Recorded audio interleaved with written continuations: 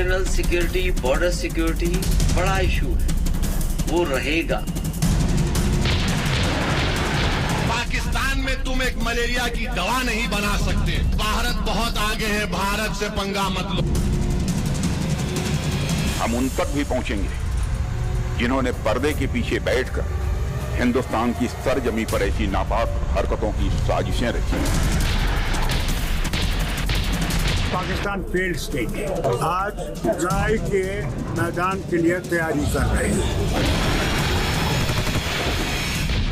आइए चर्चा की शुरुआत करते हैं। प्रेम शुक्ला जी, चूंकि आप सत्ताधारी पार्टी की तरफ से प्रतिनिधित्व कर रहे हैं, मेरा पहला प्रश्न आप ही से है और वो ये है कि एक तो खुली छूट का मतलब क्या, दूसरा हम क्या करने वाले हैं। पूरा देश इंतजार कर रहा है क्योंकि देखिए, चाहे वो सर्जिकल स्ट्राइक्स हो, चाहे वो एयर स्ट्राइक्स हो, हमने आतंकी लॉन्च पैड्स पर हमला किया। कई लोग मानते हैं कि जड़ों तक पहुंचना है तो पाकिस्तान की सेना तक पहुंचना होगा, आसिम मुनीर तक पहुंचना होगा, जिसने भारत के खिलाफ धर्म के आधार पर लोगों को पाकिस्तान में उकसाया और उसके बाद धर्म पूछ कर आतंकियों ने जान ली। ऐसे में आपकी सरकार क्या कर रही है और कहां तक जाएगी? देखिए, आतंकवाद का सर्वनाश, उसकी जड़ों पर आदरणीय नरेंद्र मोदी जी ने यही कहा है कि जो उनकी बची खुची जमीन है उसको भी हम मिट्टी में मिला देंगे। जब हम कहते हैं कि मिट्टी में मिला देंगे, इसका मतलब होता है आतंकवाद का समूल नाश, यह सुनिश्चित है और इससे कम पर कोई जो है समझौता नहीं होगा। करेंगे क्या, मतलब क्या हम सिर्फ आतंकी लॉन्च पैड्स तक जाएंगे? ये लोगों का सवाल, एक छोटा सा इस पर मैं रिस्पॉन्स चाहती है। सरकार क्या करेगी, आर्मी क्या करेगी, आप टीवी स्टूडियो में तो बताइएगा नहीं, लेकिन क्या हम सिर्फ कुछ लॉन्च पैड से आगे बढ़ पाएंगे? क्योंकि देखिए जड़ कहाँ है सबको पता है, वो रावलपिंडी में है। देखिए, उस जड़ को पूरा नेस्तनाबूद कर देंगे, ये निश्चित है। उससे नीचे जो है आतंकवाद नियंत्रित नहीं होगा, क्योंकि आतंकवाद की जो है तनों को और सिरे को तो काटा गया, लेकिन जब तक आतंकवाद की जड़ यानी पाकिस्तान की सेना, पाकिस्तान की आईएसआई, जब तक इनको करारा सबक नहीं सिखाया जाता, तब तक आतंकवाद का समूल नाश संभव नहीं है। अतुल लौंडे पाटिल साहब, कांग्रेस पार्टी की तरफ से राहुल गांधी जी ने कहा है कि वो सरकार के साथ है हर फैसले में, लेकिन बीच बीच से आपके कुछ नेता आकर फिर बताने भी लगते हैं ये गड़बड़ है, वो गड़बड़ है। सिद्धरामैया जी मुख्यमंत्री है, कहते हैं युद्ध नहीं करना चाहिए। ऐसे में आपकी पार्टी का क्या स्टैंड है और अगर आप सत्ता में रहते आप क्या करते? हम सत्ता में थे तो हमने क्या किया, ये 1971 का उदाहरण आपके पास में है, 1965 का उदाहरण आपके पास में है। लाल बहादुर शास्त्री जी घुस गए थे लाहौर तक और इंदिरा जी ने तो दुनिया का भूगोल बदल दिया था। आज सत्ता में कौन है और सत्ता में कौन नहीं, ये सवाल ही नहीं है। आज कांग्रेस, बीजेपी, विपक्ष, पक्ष, इसका सवाल ही नहीं है। आज भारत के नाम पर हम सब इकट्ठे खड़े हैं पूरी ताकत से। ये सामने बैठे युवा जो है उनके तरफ एक संदेश है कि आज कोई पक्ष विपक्ष नहीं, आज हम एक है, हम भारत है, हम इंडियंस है और पूरी ताकत से ऐसी निर्णायक भूमिका लेनी है, ऐसी निर्णायक भूमिका लेनी है कि भारत के तरफ बुरी आंख लगाकर कोई इसके बाद देख ना पाए। आज हम ये चाहते हैं। किसने क्या कहा, अंजना जी, उनके तरफ से किसने क्या कहा, किसने क्या कहा, इससे अहम बात यह है कि हमारी CWC, कांग्रेस वर्किंग कमेटी, सर्वोच्च बॉडी है, उसने निर्णय लिया कि हम सरकार के साथ पूरे ताकत से खड़े हैं। जब राहुल जी नेता प्रतिपक्ष लोकसभा के, जब हमारे अध्यक्ष खड़गे जी जो नेता प्रतिपक्ष राज्यसभा में है, दो टूक सारी बातें की है, तो वो बातें छोड़ दो आप। किसने क्या कहा, इसने ये कहा, ठोको, आज छोड़ो मत, अभी टहनियां मत तोड़ो, अभी फूल पत्ते मत गिराओ, अभी सीधा जड़ से उखाड़ के फेंक दो, ताकि ये आने वाली पीढ़ी जो है दूसरे पीढ़ी को बताएं कि ये हिंदुस्तान है, ये भारत है और इसके तरफ जिसने भी नजर तिरछेगी, चाहे वो चाइना हो चाहे वो पाकिस्तान हो, ये भारत है। और ये भारत का युवा जब खड़ा होता है ना, तो अच्छों की जड़ें हिल जाती है, तो पूरी ताकत से खड़ा है। एक छोटा सा इस पर रिस्पॉन्स। निश्चित तौर पर उनके समर्थन का स्वागत है और संप्रभु भारत की यही खूबसूरती है कि हमको आतंकवाद को नष्ट करना है, यानी नष्ट करना, क्योंकि जो मारा गया है वो भारतीय है, वो किसी जाति का नहीं, किसी पात का नहीं, किसी धर्म का नहीं और वो किसी भी राजनीतिक बिरादरी का नहीं है, वो साफ तौर पर भारतीय है। और भारत के किसी भी नागरिक को मारेंगे तो हम घुसकर, आपकी मांद में घुसकर, आपकी छाती पर चढ़कर मारेंगे, ये संदेश है। अनुराग भदौरिया जी सरकार के साथ है। देखिए, जो घटना, जो दरिंदों आतंकियों ने जो घटना हमारे देश के अंदर में घुस के की है, हम सब ने कहा है और पूरा हिंदुस्तान एक साथ खड़ा है। विपक्ष ने कहा सरकार से, सरकार आप आगे बढ़ो, हम आपके साथ हैं। आप इधर उधर की बातें मत करो, कौन नेता क्या कहता है नहीं कहता है इसके चक्कर में मत पड़ो। आप ये बताओ कि आप उस आतंकियों को कब, इस देश के जो लोगों को उन्होंने शहीद किया है उनको कब सजा दोगे, ये बताइए। दूसरी बात, सवाल ये भी आपसे पूछा जाएगा इसके साथ साथ कि आप ये बताइए कि जो वहाँ पे हिमांशी नरवाल, हमारे जो शहीद हुए विनय नरवाल की, लेफ्टिनेंट विनय नरवाल की वाइफ है, उन्होंने कहा आके, कितना अच्छा संदेश दिया कि कश्मीरी जो मुस्लिम हैं उनके खिलाफ नफरत मत फैलाओ, क्योंकि पाकिस्तानियों ने मारा है आके। कश्मीरी मुस्लिम और हमारे देश में जो मुस्लिम हैं वो सब हिंदुस्तानी, हम सब हिंदुस्तानी हैं, नफरत की बात मत करो, हमें आपस में बांटो मत। क्योंकि जो बाहर से लोग आए थे, जो पाकिस्तानी आए, उन्होंने धर्म पूछ के गोली सिर्फ इसलिए मारी क्योंकि हमारे देश के अंदर में एक नई राजनीति को जन्म देना चाहते थे। वो चाहते थे कि समाज के अंदर में एक नफरत की राजनीति पैदा हो, हम आपस में जो हमारा यहाँ गंगा जमुनी तहजीब है उसमें चोट पहुँचे, यही तो उनका मकसद था। तो वो जब इसको रोकने की बात करती हैं कि कश्मीरी मुस्लिम के बारे में कोई नफरत मत फैलाओ, तो कौन लोग हैं जिसका पति शहीद हुआ है उसके बारे में फेसबुक में उल्टा सीधा जो लोग लिखते हैं उस पर कार्रवाई कीजिए। जो उसके लिए अनाप शनाप लिख रहे हैं उसके ऊपर आप कार्रवाई कीजिए, पता लगाइए कौन लोग हैं, किससे जुड़े हैं वो लोग हैं। जो उस महिला के खिलाफ, जिसका पति अभी गया, हमारी बहन के खिलाफ इस तरह की जो बातें अनर्गल बातें कर रहे हैं उनके खिलाफ आप कार्रवाई कीजिए। दूसरी बात, कितनी मुश्किल से मध्य वर्ग के फैमिली के जो लोग होते हैं पूरे साल पैसा इकट्ठा करते हैं, सोचते हैं बच्चे खुश होते हैं हम कश्मीर जाएंगे घूमने के लिए, कश्मीर जाएंगे, कश्मीर की पहाड़ियों में घूमेंगे, वहाँ की नदियों का आनंद लेंगे, वहाँ पे जो पहाड़ है उसका आनंद लेंगे। कभी उन्होंने ये सोचा है कि वहाँ जाएंगे और हम वापस नहीं लौट पाएंगे? इतना कम से कम सिक्योरिटी देने की जिम्मेदारी तो सरकार की होती है, नहीं होती है? बता दीजिए, आपको तो जिम्मेदारी निभानी पड़ेगी। कितनी जगह है कश्मीर में? 5 तो जगह हैं। अगर कश्मीर जाओगे तो डल लेक जाओगे, वहाँ पहलगाम जाओगे, गुलमर्ग जाओगे, यही तो जगह है जहाँ पे आपको सुरक्षा देनी थी। और वहाँ अगर सुरक्षा नहीं थी तो आपने इतने दिनों में किसको दोषी ठहराया, किसकी नाकामी की वजह से वहाँ पे सुरक्षा में चूक हुई? आपका इंटेलिजेंस डिपार्टमेंट क्या कर रहा था? और फिर आपसे मैं कहता हूँ, ये हम आपसे सवाल पूछ सकते हैं क्योंकि ये सवाल खड़े हैं इसलिए पूछ रहे हैं। हमारे अपने 26 लोग शहीद हुए हैं, उनकी मौत हुई है, लेकिन आप पाकिस्तानी आतंकी हमारे देश में जो आए हैं उन पे जितनी कड़ी से कड़ी कार्रवाई कीजिए। हम आपके साथ कंधे से कंधा मिला के खड़े, पूरा हिंदुस्तान आपके साथ खड़ा है और आप आगे बढ़िए। हमारी आपकी आपस में राजनीति होती रहेगी, हमारी आपकी विचारधारा अलग हो सकती है, लेकिन जब हिंदुस्तान की बात होनी चाहिए तो सिर्फ एक ही बात होनी चाहिए, हिंदुस्तान जिंदाबाद। सलमान निज़ामी, इसके अलावा कुछ नहीं होना चाहिए। सलमान निज़ामी साहब, मतलब पूरा नैरेटिव जो इंडिया का होना चाहिए, भारत का होना चाहिए इस वक्त, वो होना चाहिए पाकिस्तान के खिलाफ। और इस बात पर कई लोग ओवैसी साहब की प्रशंसा कर रहे हैं कि देश में तो खूब हिंदू मुस्लिम करते हैं, लेकिन ऐसे वक्त पर वो अगर दहाड़ रहे हैं तो सिर्फ पाकिस्तान के खिलाफ। ये वो वक्त है जब सभी राजनीतिक पार्टियों को भी खुलकर पाकिस्तान के खिलाफ बोलना होगा, वोट बैंक की वजह से चुप नहीं रहना होगा।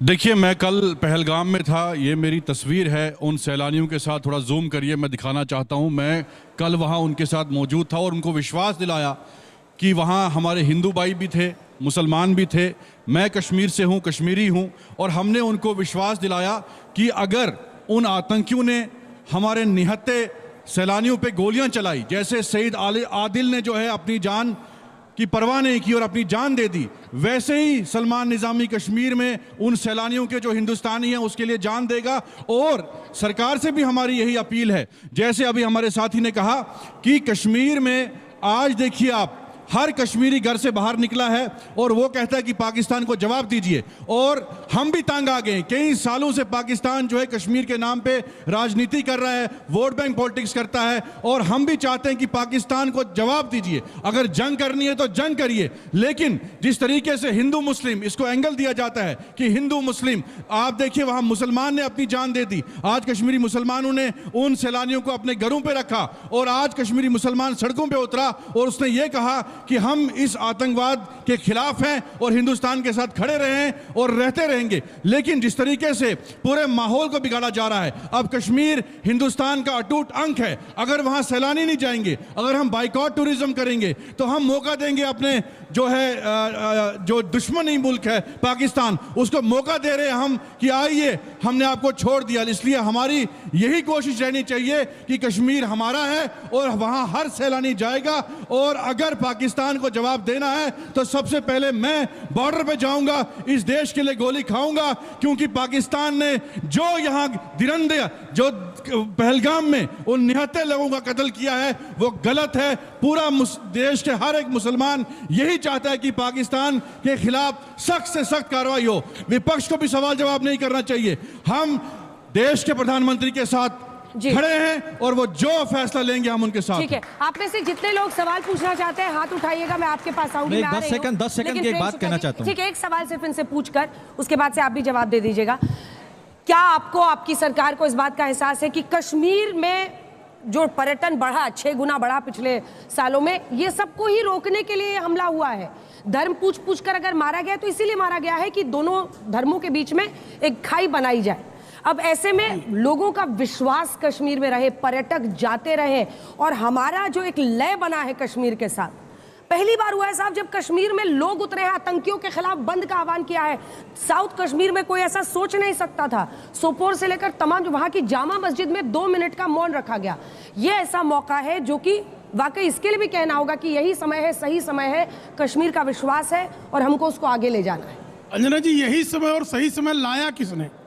आदरणीय नरेंद्र मोदी जी ने अनुच्छेद 370 में संशोधन के बाद, आपको ध्यान होगा कुछ साल पहले जो है 370 के संशोधन के पहले श्री अमरनाथ की यात्रा के यात्रियों का नरसंहार हुआ था। तब कश्मीर का आम आदमी बाहर समर्थन में भारत के नहीं निकला था। लेकिन आज अगर 2025 में कश्मीर घाटी में, विशेष करके दक्षिण कश्मीर में, अगर वहाँ का कश्मीरी निकला है तो कश्मीरी का विश्वास जीतने का काम निश्चित तौर पर नरेंद्र मोदी जी की सरकार ने किया है। वहाँ पर्यटन को बढ़ाकर, रोजगार को बढ़ाकर, निवेश को बढ़ाकर कश्मीरियों को भारत के प्रति विश्वास अर्जित अगर किसी ने किया है तो मोदी जी की सरकार है, और वो विश्वास कहीं से भी खंडित नहीं होने पाएगा, ये हमारा निश्चय है। अतुल जी, छोटा सा रिस्पांस फिर मैं सवाल लूं। मेरा एक सिंपल सी कहना है कि इस घटना ने नुकसान पहुंचाया, हमारे दिल में छेद किया, हमारे दिल पे चोट पहुंचाई है। लेकिन एक अच्छी बात अगर मैं ये कहूं कि हिंदू मुस्लिम नफरत के नैरेटिव को पाकिस्तान के भी तोड़ दिया, और जो बाकी लोग हैं जो ये हिंदू मुसलमान के बीच में नफरत की खाई पैदा करने की कोशिश करते थे, उनको भी तोड़ा है। आज यहाँ सारा युवा बैठा है और पूरा देश देख रहा है आज तक को। मैं आज आपको बोलता हूं कि हम आके उठ के खत्म खाते हैं कि आज के बाद हिंदू मुस्लिम नफरत की खाई खत्म कर देते और हम सब हिंदुस्तानी है, हम सब भारतीय है। ऐसे अगर हम आज यहाँ से खत्म खाएंगे तो पूरे देश में एक मैसेज जाएगा कि नहीं, हम सब एक है। दूसरी बात, जिस तरह से हमने महाराष्ट्र में भी कहा, अंजना जी, है महाराष्ट्र में कहा कहीं ना कहीं कश्मीरी बच्चों जो पढ़ने के लिए आए हैं, महाराष्ट्र में बड़े पैमाने में आते हैं, पूरे देश से लोग आते हैं, वहां कुछ ऐसे घटनाएं हुई, हमने उनको रिक्वेस्ट की, विनती की कि नहीं, ये बच्चे अपने हैं और ये पढ़ने आए हैं तो इनको सिक्योर, सुरक्षित महसूस होना चाहिए कि हम महाराष्ट्र में आए हैं, इतनी घटना हुई है, सब हमारे साथ खड़े हैं। तो मैं आज आपके माध्यम से, आज तक के माध्यम से ये कहना चाहूंगा कि कश्मीरी बच्चे देश के कोने कोने में जहां भी पढ़ रहे हैं, उनके पास जाइए, उनको हौसला दीजिए, ताकि एक मैसेज जाए कि हिंदू, कश्मीर से लेकर कन्याकुमारी तक हिंदुस्तान एक था, एक है और एक रहेगा, कोई इसे तोड़ नहीं सकता। बिल्कुल। सर, मेरा सवाल आपसे है, पिछले 10 सालों से आपकी सरकार है जी। 10 सालों में आप SATF के पोर्टल रिपोर्ट आती है हर साल, उसके रिपोर्ट के अकॉर्डिंग जो है भारत में जो है पिछले 10 सालों में लगभग 2500 से ज़्यादा लोग आतंकी हमले में मारे गए हैं और 4000 से ज़्यादा लोग आतंकी हमले में ही घायल हुए हैं।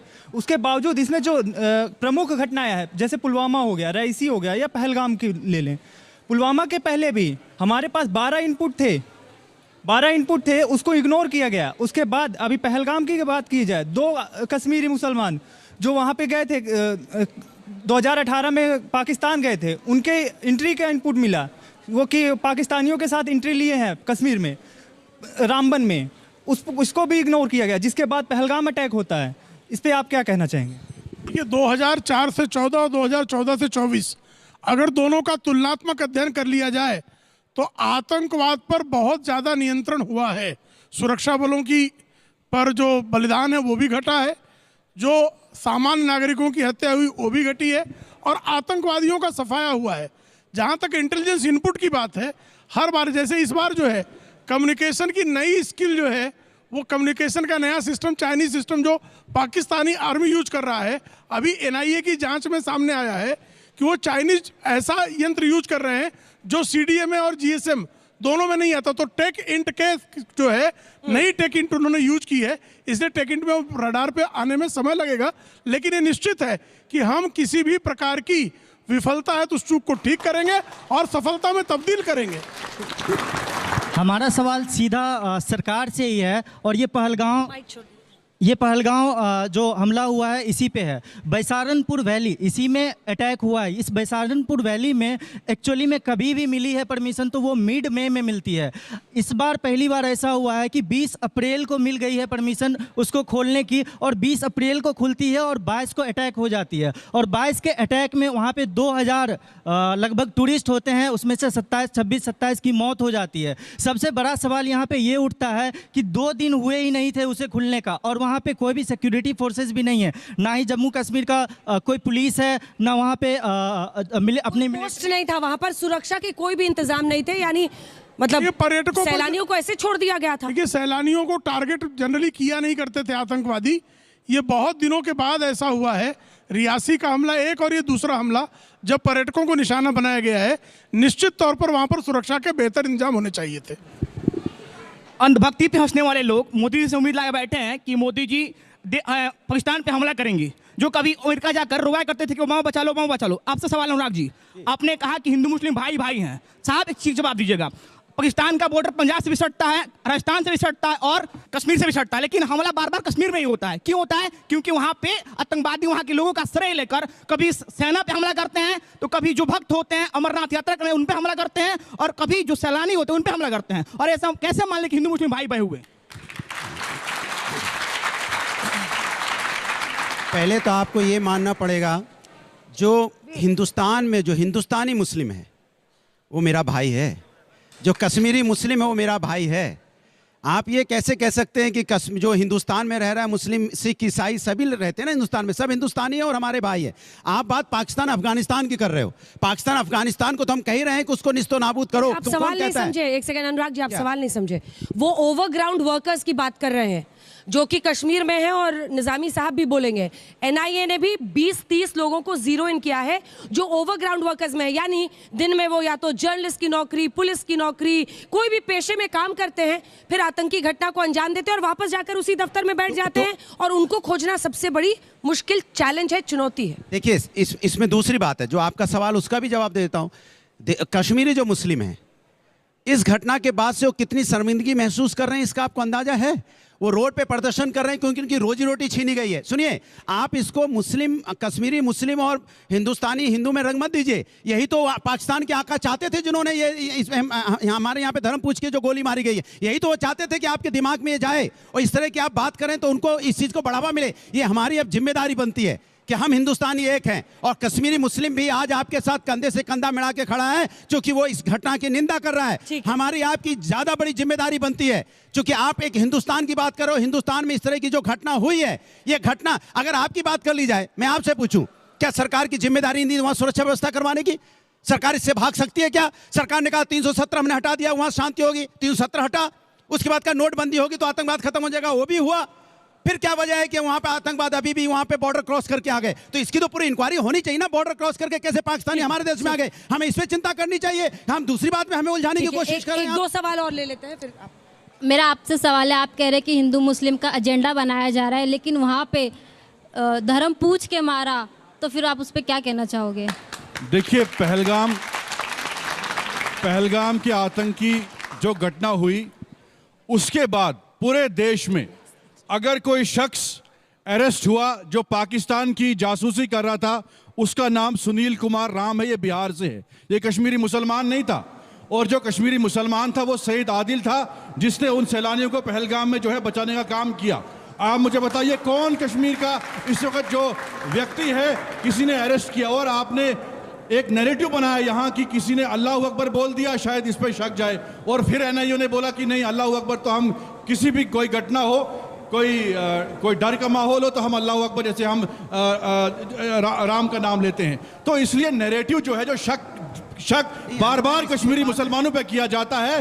अब 90 में क्या हुआ, उससे पहले क्या हुआ, आज तो आपके सामने तस्वीरें हैं। मुझे बताइए, कौन सा कश्मीर का मुसलमान इस वक्त कह रहा है वहां कि जो पाकिस्तान के उन दरिंदों ने किया, आतंकवादियों ने किया, वो सही? हर एक कश्मीरी मुसलमान कह रहा है कि जो हुआ गलत हुआ, वो इस्लाम के खिलाफ था, वो कश्मीरियत के खिलाफ था, और हर एक हिंदुस्तानी मुसलमान जो है वो कह रहा है कि ये गलत हुआ। इसलिए अगर हम पूरा देश, पाकिस्तान चाहता ही है, पाकिस्तान तो कश्मीर में कब्जा करना चाहता है। आज कश्मीर का मुसलमान कहता है कि हमें पाकिस्तान नहीं हिंदुस्तान चाहिए, हम हिंदुस्तानी हैं और हमारा एक एक खून का कतरा इस देश के लिए कुर्बान होने को तैयार है। इसलिए हमें शक नहीं करना चाहिए, एक होकर अपने दुश्मनी मुल्क का मुकाबला नहीं होता है, जबकि कई लोग हैं आपकी पार्टी में जो इसको हिंदू मुस्लिम रंग दे रहे हैं। ये सीधा मुझे लगता है सबका आरोप है। नहीं, आतंक का कोई मजहब नहीं होता, लेकिन जिन लोगों ने धर्म पूछकर मारा वो किस मजहब को मानते थे ये भी बता दिया जाए। ये भी बता दिया जाए।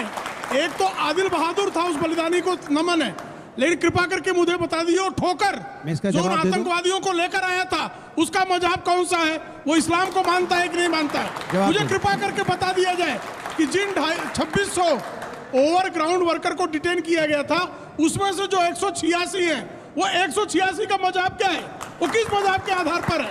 और कृपा करके मुझे बता दिया जाए ना, आईएसआई जो इंडोक्ट्रिनेट करती है जिन मदरसों में, वो कौन सा मजहब बताती है, ये भी बता दिया जाए। कृपा करके मुझे बता दीजिए ना, जब अफजल गुरु को फांसी पर लटकाया गया और उसका लाश नहीं सौंपी तत्कालीन सरकार ने, तो किस आधार पर कश्मीर को जलाया गया था, वो क्या मजहबी आधार था कि नहीं था, ये भी बता दिया जाए। ठीक है, इसका जवाब देना। मैं 2 सेकंड सबसे अहम बात 2 सेकंड मैं बस इतना बोलना चाहता हूं। देखिए, हमको किस में उलझा के गए हैं वो, हमें उन आतंकवादी को, पाकिस्तान के मंसूब को कामयाब नहीं होने देना है। हम आप फिर उसी में उलझ गए, फिर वही बात करने लगे, ये कश्मीरी मुस्लिम है, ये फलाना मुस्लिम है। हम हिंदुस्तानी हैं, बार बार कह रहे हैं, क्यों नहीं ये बात समझ में आ रही है। आप इसमें मत उलझिए, ये हम बीजेपी वालों से भी कह रहे हैं, आप ये जो हमारी बहस में उलझना चाहते हैं मत उलझिए, यही तो वो करना चाहते हैं। आदिल हुसैन को याद कीजिए, आदिल हुसैन भी मुस्लिम था, जब वो गोली मार रहे थे वो जाके खड़ा हो गया, उसने उसकी बंदूक पकड़ ली, 5 गोलियां उसके सीने में दाग दी और वो भी शहीद हो गया। क्यों उसको मार दिया, वो तो कश्मीरी मुस्लिम था। अरे आतंकवादी आए हैं सिर्फ इसलिए कि हमें आपके बीच में एक नई नफरत को, राजनीति को जन्म देना चाहते हैं। आप उनके शिकंजे में मत आइए, यही हम बार बार आपसे कहना चाहते हो और आप उसी में जाके फंस जा रहे हो बार बार। इसलिए हिंदू मुस्लिम मत कहिए, हम हिंदुस्तानी है, बड़ी बात है। एक सवाल तो सीधा सीधा है कि राजस्थान और पंजाब का बॉर्डर जो है वो प्लेन्स में है और कश्मीर का जो बॉर्डर आता है उसमें टेरेन जो है वो हिली है और हिली टेरेन से आना जाना जो है थोड़ा आसान होता है। मैं घुसना नहीं चाहता था इस डिबेट में, हम लोग एक है, हम हिंदुस्तानी एक है। हिंदुस्तान केवल एक ऐसा देश है जिसको कहते हैं melting pot of all religions, all faiths, all ideologies. हम यहाँ हैं क्योंकि हम एक साथ इस देश के स्वाधीनता संग्राम में लड़े थे, हमने एक साथ इस देश के लिए बलिदान दिया, इसलिए हम हिंदुस्तानी, इसलिए भारतीय। इसको चोट मत पहुंचाने दो और किसी कोई कोशिश करे ऐसा मत। मैं नहीं लूंगा प्रदीप कुरलकर का नाम, मैं नहीं लूंगा संदीप शर्मा का नाम, मैं नहीं लूंगा ध्रुव सक्सेना का नाम, क्योंकि आतंकवाद का कोई मजहब नहीं होता। या तो वो एंटी कंट्री होते हैं, एंटी नेशनल्स होते हैं, या तो हमारे जैसे पूरे पैट्रियट्स होते हैं, देशभक्त होते हैं, या देश के खिलाफ होते हैं। अब हम उसको कलर मत दो, उसको मजहब का कलर मत दो, क्योंकि आने वाला भारत जो है वो आपका हमारा भविष्य है, आने वाले पीढ़ियों का भविष्य है और वो भाईचारे का, सबको साथ में लेकर जाने का और संविधान के साथ लेकर जाने का होना चाहिए। यही आज के युवाओं की अगर सोच रही तो आने वाला भारत बहुत बढ़िया रहेगा और हम सबको पीछे छोड़ पाएंगे। जो महासत्ता बनने की हम कोशिश कर रहे हैं वो नफरत से नहीं होगा, वो मोहब्बत की दुकान से ही होगा। देखिए, मोहब्बत की दुकान से होगा आने वाला मोहब्बत की दुकान, बड़ा स्वागत है उसका। लेकिन अतुल लोंढे पाटिल जी, कृपा करके मुझे बताइएगा, एक सिर्फ मालेगांव की घटना में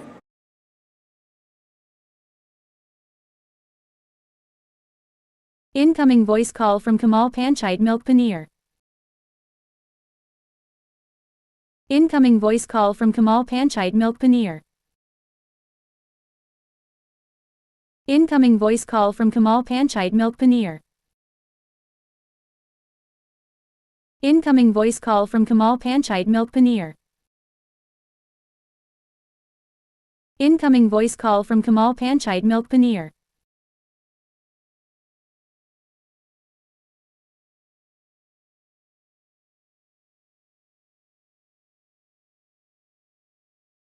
Incoming voice call from Kamal Panchayat Milk Paneer. Incoming voice call from Kamal Panchayat Milk Paneer. Incoming voice call from Kamal Panchayat Milk Paneer. Incoming voice call from Kamal Panchayat Milk Paneer. Incoming voice call from Kamal Panchayat Milk Paneer. Incoming voice call from Kamal Panchayat.